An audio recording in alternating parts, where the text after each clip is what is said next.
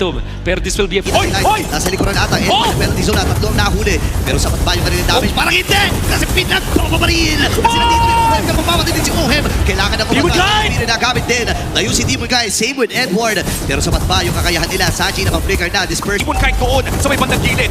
50-50. Okay, Sanji dito. Why? Kahit at siya nagwagi sa Retribution Battle. Kailangan naman to si Tommy. May diversion. Si Ohem pa. Go away! Go away! Base Ang unang makakuha ng turtle, siya yung mananalo para sa akin. Aurora looks to extend. TLPH looks to end. What's about to happen here? Casters, your turn. Malalaman na natin kung paano nga ba magpapatuloy ang ating Grand Finals. Sa huling tatlong laro ay napanood natin na nagdodomina ang Team Liquid Philippines. Paano pa a full reverse sweep? 4 na panalo ang kailangan kunin ng Aurora Gaming kung gusto pa nilang makuha ang Immortal Cup. And when we look at the players coming in from Aurora Gaming, si Yue ay naghahanap pa rin ng kanyang pinakaunang championship. Oh, yun nga yun eh. Tsaka, again, Ng Aurora Gaming, ang pinakauna nilang talo dito ay Week 1 pa. Pero mukhang naghahanap na naman ng laban ng Team Liquid Philippines. Turtle ay nariyan na. grabe, palaban talaga dito si Daddy JP. Ngayon si Demon Kite. Din ng ating sponsor na BPI, Oheb and Sanji ang nangunguna ngayon sa ating laro. In fact, 1,000 na ang lamang ng Team Liquid Philippines. And ito ang naging trend natin for the past 3 games. Laging nakakalamang sa early game ang Team Liquid. Yep, and lalo pa, mas malaki problema dito ng Aurora kasi yung Stampede with Global. Oheb. Okay, nagamit yung AOG. Atras si Oheb with a flicker. Sobrang play safe naman nun. Talagang iniiwasan din ni Oheb na mamatay. Kasi kung titignan natin yung pat nung item na Priest kay Pierce, ayan na si JP. Alam mo, feeling ko talaga si Demon Cat yung tulog niya mamaya, hindi lang si JP makikita niya. Light doon ha. Ito na naman yung mga information game na napapana siyang TLPH. Alam nila, kakababa lang nung Akai. And walang tao sa mid. Actually, kahit may tumulong doon, si Yue lang yung pakakatulong. And alam naman ng TLPH, wala pang damage yung Sicilian. Kaya naman kahit sino pwede nilang bigyan, kahit si Light pa yung makita nila, tatalo kagad yung TLPH. Yan na, nakakita na si Sanjay sumama na rin. Diversion kagad. Ay nabitawan. JP? Ngayon, ito maging Jammer Force. At alas po na dito si Daddy James. Gayon din naman ang 4 ng miyembro mula sa Aurora. At libre na naman nilang ibibigay. Itong pakot na to. That's the second turtle na mapupunta sa kamay ng Team Liquid Philippines at hindi pa nga re-retrito ni Carl. Inalaban pa yung purple. Oh my goodness! Wow! Naagaw pa ng Young Goat. Kanila lahat. Wala ang TLPH. 1.7k na ang kanilang kalamangan. Pangalawang pag- Ayaw mamigay! Ayaw Ni talaga. Carl TZ. Ayaw paglaruin, men. Retribution. Buti nila kay nasunog pa. Ngayon, susunugin ata nila si Edward. Ay, nagit na! Napakahapdi na talaga ang flicker na bitawan na rin kagad ni Edward para lang makatakas. Men, yung mga kids nila dito, defensive JP? din na ginagamit. Booming. JP, napakatapang, men. Ibang klase yung mga kasalanan na meron dito si Daddy JP. 5 na reinforce na kanilang aggression. Hindi umaabot sa mga pinipiling laban ng TLPH. And this is by far, I think, one of the faster games as well para sa Team Liquid Philippines. Gamit na gamit. Oh, mahanap din si Carl. JP din natin si Card, pero yung bot, Ito na yung Sanford. Si Sanford sa likuran, Demon Cat ang magiging target ni First Invitation na force kagad. Yung heavy spin, may idea dito at TLPH na uubusan ng kits and resources. Hindi lang yun na nauubos, pati yung mga buffs dito, inuubos din ng TLPH. Oh, Yue! Nahanap na naman ang purple buff. Carl TZ ay gutom na gutom sa mga buff ni Demon Kite. Forcing out the Bats Beast as well. Papasukin pa sa likod. Napakatapang talaga sila ngayon ay mapipilitan na kumatras. Kalahating buhay ni Carl Teasing. Ngayon si Ohim ay free hit lang sa likod. Oh my Dispersion rotation. Naharap na rin si Dominic Kite. Ohim ay nakabasag na ng Torre. Men, hindi makahanap ng solusyon ng Aurora. Pre, nasipsip ka lang ng isang duality na wala yung kalahati ng buhay ni Dom and Kite. And again, TLPH, they're just forcing the issue against Aurora. Forcing out skills, forcing out spells. And even if hindi ma-convert yung kill, okay lang sa kanila. Kasi magpa-back up lang sila habang kinukuha nila yung mga objectives.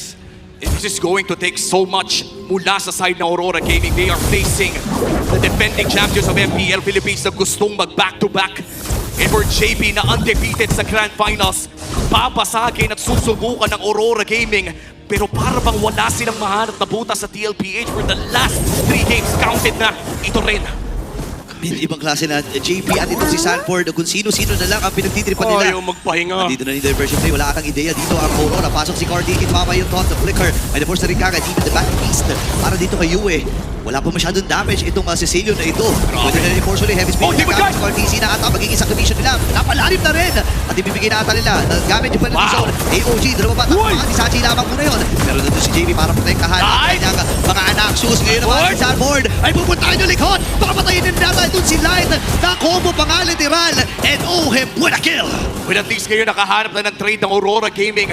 Great heavy spin mula dito kay Demon Knight. Kaya naman nakakahinga pero hindi pa rin makakapaghinga dito sa purple buff na hindi pa rin niya makukuha. Yo! Makontento ka na daw doon. Sabi ni JP, napanish na dito si Carl TZ. Medyo baliktad yung combo na ginawa ni Carl kanina. Nauna yung taunt bago yung retry. So hindi umabot yung slow. And again, napakaganda ng heavy spin na nakuha ng Demon Knight. Just big punish coming up from Aurora. Kahit paano, maho-hold up nila yung pressure na nilalata dito ng DLPH. Pero men, si Carl TZ pa lang yung problem 1. May problem number 2 ka pa si JP. At habang tumatagal to, si Oheb ay sumasakit na rin. And Granger is one of the favorite picks dito ni Oheb. I think all time ay number 1 si Oheb, the Filipino sniper dito sa Granger pick na ito. And looking at the stats right now, in this 9-minute game, ay hindi na nga talaga nakakahinga ang Aurora. Saktong greens na lamang. At kahit kapag nag-greens dito si Demon kahit pare nakikita siya ni JP. Oo, tsaka ang mahirap dito, kailangan magsama-sama ng Aurora kapag kumuha ng objective si Demon Knight. Wala talagang laya dito ang Aurora Gaming.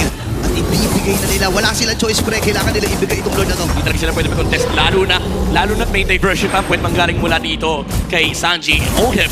Basta nagpapalaki ng stats. Actually, kanina pa niya kinikase yung Lord mula kay Carl TZ. Pero yung mga ganong klaseng play, hindi siya cute siya eh.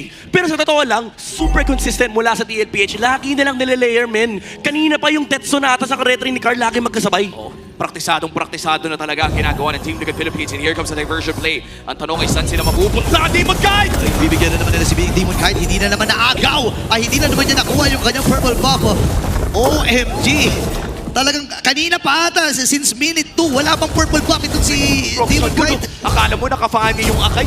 Oh, akala mo nakafani si Demon Knight dito kung gusto Aray ng purple ng Team Liquid Philippines. May Holy Shields pa naman dito sa gitna pero agad na itong puputok. Oh, select. May Holy Shield pa doon sa may bandang ibaba. Si Light ay kailangan na nga mag-recall. Naghahanap ng inhibitor turns ang Team Liquid Philippines dito and Aurora Gaming forced to defend against this Lord in Power GN. Okay, sumabog na naman yung ibaba eh. And naka-ready pa rin ang TLPH. Pinapatay ni Sanji kung may lilikod sa kanya. Hanggang ngayon hindi pa rin nila nakikita si Light. Nasa likuran ata. And penalty zone na tatlo ang nahuli. Pero sapat ba yung kanila damage? Parang hindi! Kasi pinagtropa pa rin! Kasi nandito rin Oheb. Kapag mamatay din si Oheb. Kailangan na kumatay. Hindi na nagamit din. Layo si Demon Guy. Same with Edward. Pero sapat ba yung kakayahan nila? Sanji na pang-flicker na. Dispersion. Diversion play. Actually, ang ginamit niya at hindi lang siya nakasakay. Kamuntikan pa siya doon na makalabas ng Aurora. Yung dealer dito ng TLPH. Although nandiyan pa naman si Sanford at Sanji, nagkahiwa-hiwalay na sila kasi nandun na lumabas yung heavy spin mula kay Demon Knight. At pumupuso pa rin dito ang Aurora Gaming. Nakat nila ang gold lead by around 2,000 at kaya na pumalagi. Itong mga 4,000, 5,000. Sinakapago na ng Aurora yung mga damuhan dahil ang daming mga players dito ng TL na hindi nagpapakita. Kasama na ang Aurora, hahawakan na ng TLPH ang Lord. Si Sanford rin nakaabate. O, nakahanap si Sanford ng angulo dito. Sasayawin lamang ang Lord. RTC, hahawakan na half HP para sa Lord na to. Demon Knight nasa harap pa rin ni RTC. Edward naghahanap si JP doon sa likod. Makikita si Yue! O no, si Sanford ay tatalo na rin. Edward! Good ay tumalon na rin. Itong si Edward. Sanji ata ay mapapatay. Lord! Yung Summer Force pero makakatakas din siya. Yung Lord! Oh, ready pa rin talaga. Ganda ng heavy spell. At si Demon Knight ang natagumpay. Buhay pa rin naman sila dito. No way! Mapapatay siya ni Domeng. Sanford! Sa bahagi naman. May hinakapan doon si JP. Si JP ngayon ay idadalhin or si Sanji ay idadalhin doon sa may gilid.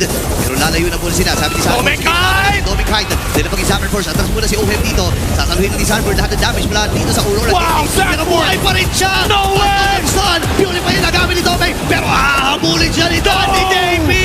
Si Light ngayon ay kailangan na rin.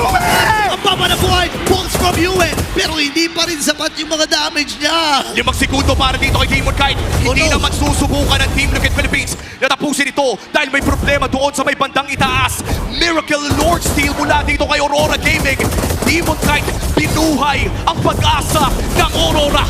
Talagang maganda yung naging desisyon niya rito. Impes na iipit si Carl TZ sa loob ng Lord Pit. Nagdesisyon siya na ilabas yung friend lane para sigurado hindi makaka-retry. Ilang beses na natin nakita si Carl TZ na nakakanakaw ng Lord kahit pa nakaipit sa pader. And also Edward, that penalty zone on the back na zone niya si Oheb.